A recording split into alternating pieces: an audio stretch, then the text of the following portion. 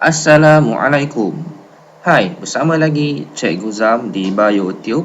Hari ini kita akan belajar bab 3, pergerakan bahan merentasi membran plasma, iaitu subtopik 3.2, konsep pergerakan bahan merentasi membran plasma.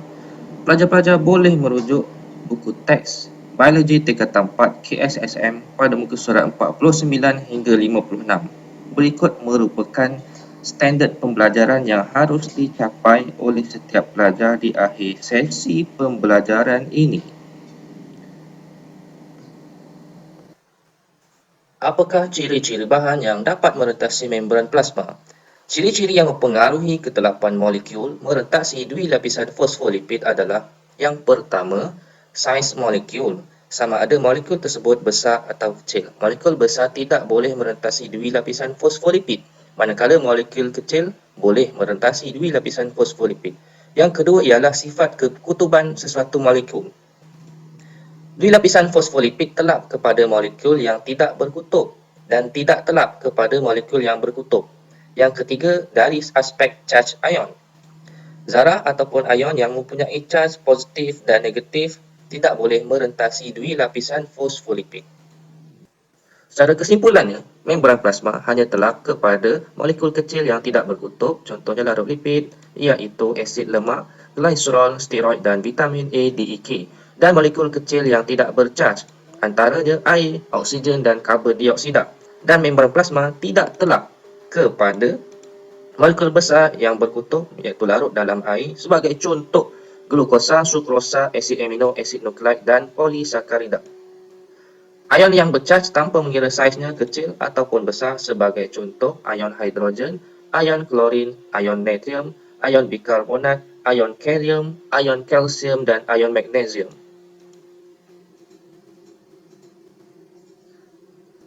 Daripada gambar rajah ini, kita dapati bahawa dui lapisan fosfolipid akan telap kepada molekul yang bersaiz kecil dan tidak berkutub dan juga tidak bercaj. Sama ada pergerakan dari bahagian luar sel hingga ke bahagian dalam sel ataupun bahagian dalam sel keluar daripada sel.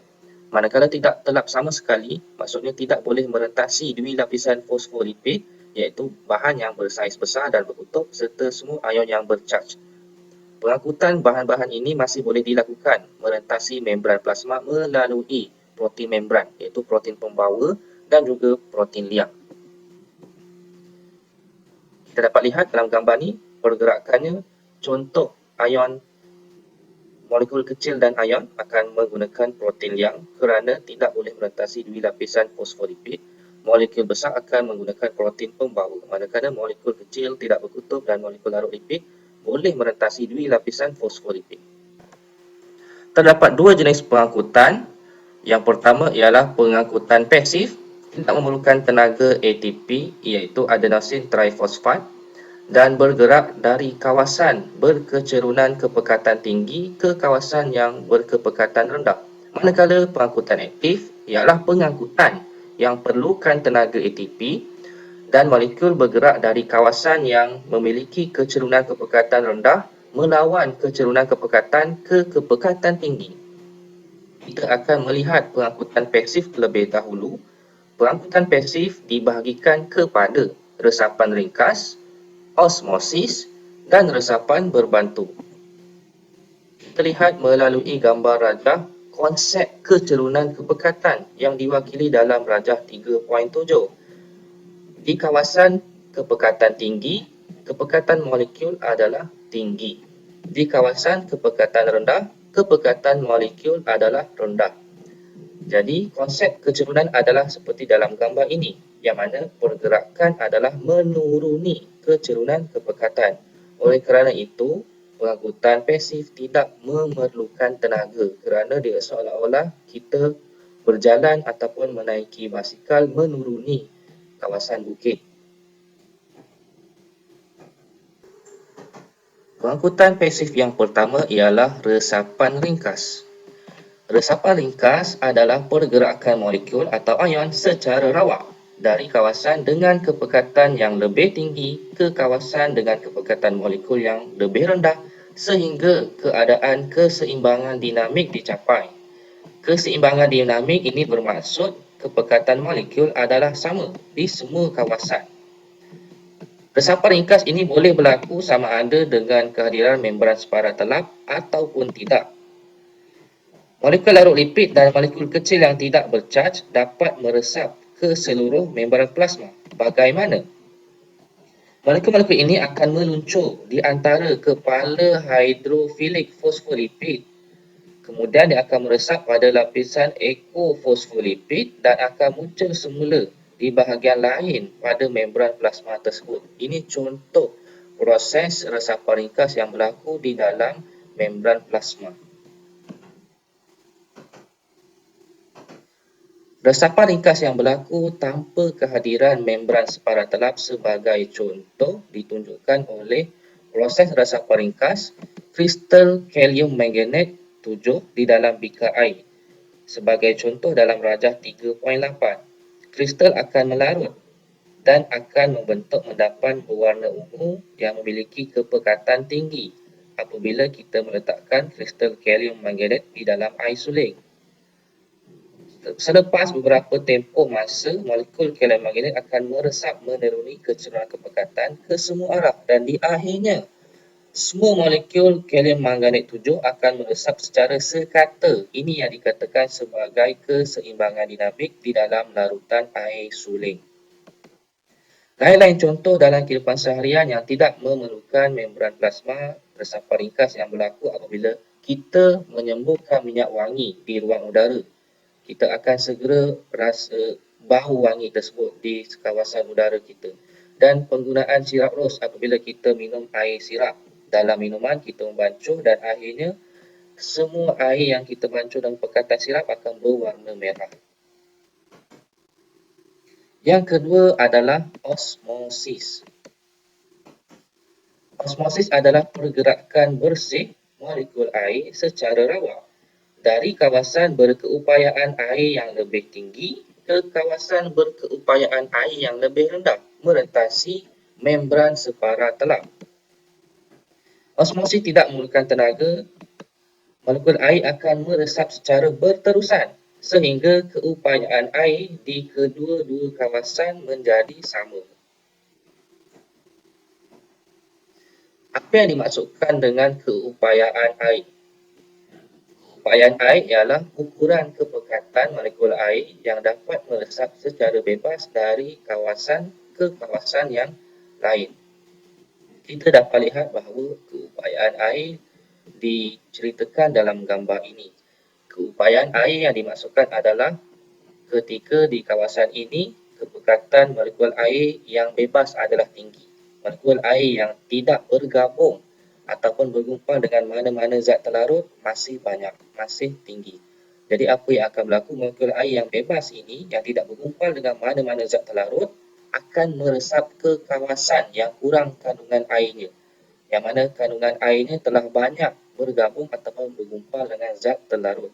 Jadi kita dapati bahawa pergerakan bersih molekul air daripada kawasan ini yang memiliki keupayaan air tinggi ke kawasan ini yang memiliki keupayaan air yang rendah, lebih banyak daripada sini ke sini, sini ke sini. Banyak Tekanan osmotik pula adalah tekanan yang disebabkan oleh kepekatan zat terlarut dalam larutan tersebut. Dalam jadual ini kita dapati definisi mudah. Larutan cair adalah larutan yang memiliki zat terlarut rendah yang memiliki keupayaan air yang tinggi. Yang dikatakan larutan cair adalah memiliki tekanan osmotik yang rendah. Manakala larutan pekat memiliki kepekatan zat terlarut yang tinggi, memiliki keupayaan air yang rendah, memiliki tekanan osmotik yang tinggi. Dan yang terakhir dalam pengangkutan pasif ialah resapan berbantu. Resapan berbantu adalah pergerakan molekul merentasi membran plasma meneruni kecenderungan kepekatan molekul dibantu oleh protein pembawa dan juga protein liang. Dan sama sekali tidak memerlukan tenaga, molekul tadi akan meresap berterusan sehingga kepekatannya di kedua-dua kawasan sama ada di luar sel ataupun di dalam sel menjadi sama. Apa yang kita boleh faham daripada jadual ini ialah yang pertama, protein liang dan protein pembawa kedua-duanya ada perbezaan dalam resapan berbantu. Protein liang dari segi struktur, dia akan membentuk saluran atau liang yang berterusan. Kita nampak liang berterusan untuk membolehkan zat terlarut dan ion bersaiz kecil meresap merentasi membran plasma. Manakala protein bawa mempunyai tapak spesifik, ini kita panggil tapak spesifik, dan tapak spesifik ini hanya boleh bergabung dengan molekul yang tertentu. Jadi setiap molekul dia akan memiliki protein pembawanya yang sendiri. Sebagai contoh, molekul glukosa hanya boleh bergabung dengan tapak spesifik pada protein pembawa glukosa sahaja. Satu lagi aspek, liang yang terdapat dalam protein liang sebenarnya juga spesifik. Jadi protein liang yang tertentu hanya boleh membawa ion-ion yang tertentu sahaja. Sebagai contoh, Rajah menunjukkan resapan berbantu melalui protein pembawa melibatkan glukosa. Di dalam gambar, kita dapati kepekatan glukosa di luar sel adalah lebih tinggi berbanding di dalam. Apa yang akan berlaku? Di dalam protein pembawa adanya tapak spesifik. Glukosa akan bergabung dengan tapak spesifik pada protein pembawa. Akhirnya apa yang akan berlaku? Protein pembawa tanpa memerlukan tenaga akan berubah bentuk. Jadi dia akan membolehkan glukosa tadi dipindahkan ke kawasan di dalam sel dan protein pembawa akan kembali ke bentuk asal dan cycle. Kitaran ini akan berterusan sehingga keseimbangan glukosa di luar dan di dalam sel mencapai keseimbangan yang sama. Pengangkutan yang kedua ialah pengangkutan aktif. Pengangkutan aktif adalah sejenis pergerakan molekul ataupun ion merentasi membran plasma dengan melawan kecerunan kepekatan dan semestinya memerlukan tenaga adenosin trifosfat yang mana dibekalkan oleh mitokondria melalui proses respirasi sel. Pengangkutan aktif ini memerlukan protein pembawa yang spesifik yang mempunyai tapak spesifik untuk bergabung dengan molekul ataupun ion yang ingin diangkut tersebut. Dan protein pembawa bagi proses pengangkutan aktif mempunyai tapak untuk bergabung dengan molekul ATP. Protein pembawa yang terlibat dalam pengangkutan aktif juga dipanggil sebagai pump kerana ia serupa dengan fungsi pump iaitu menggunakan tenaga. Dalam hal ini untuk menggerakkan ion secara aktif melawan kecerunan kepekatan. Ada dua jenis pump dalam pengangkutan aktif yang kita akan belajar. Yang pertamanya pump natrium kalium dan yang keduanya ialah pump proton.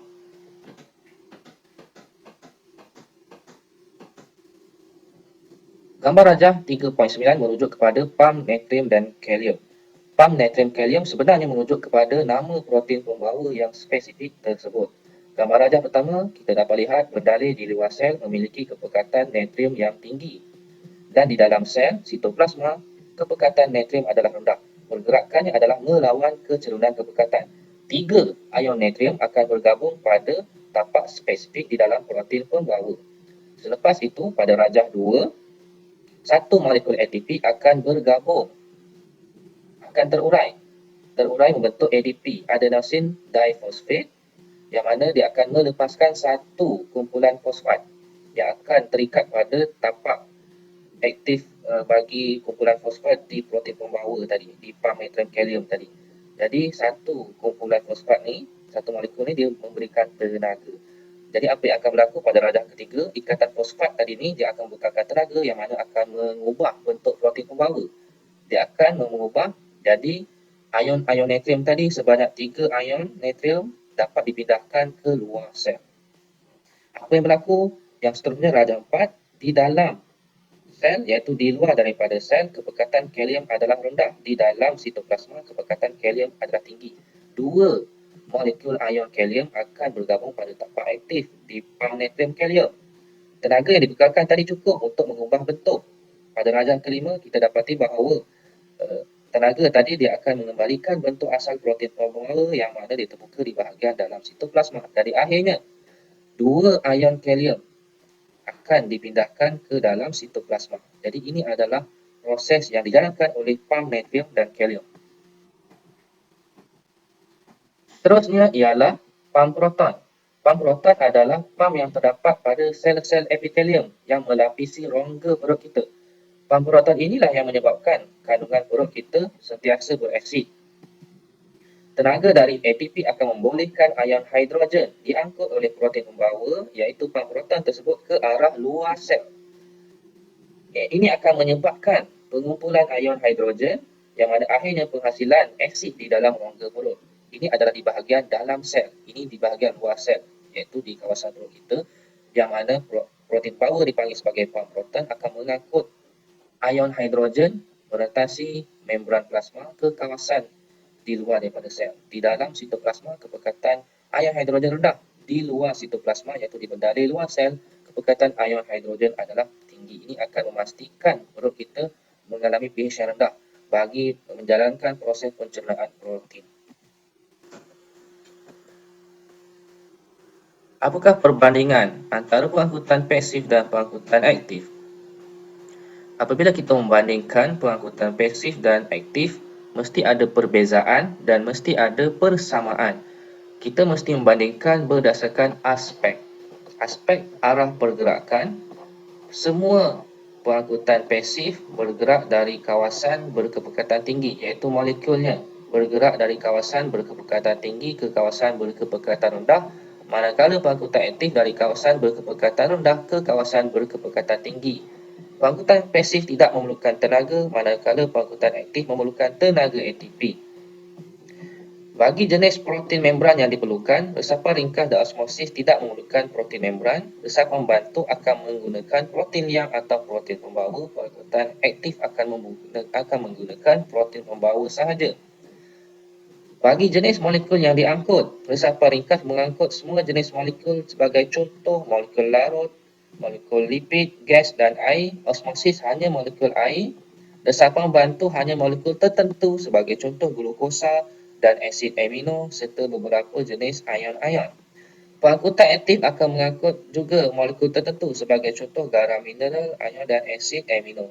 Dari segi aspek pergerakan yang dikawal sel, pengangkutan pasif iaitu resapan ringkas dan osmosis tidak dikawal oleh sel.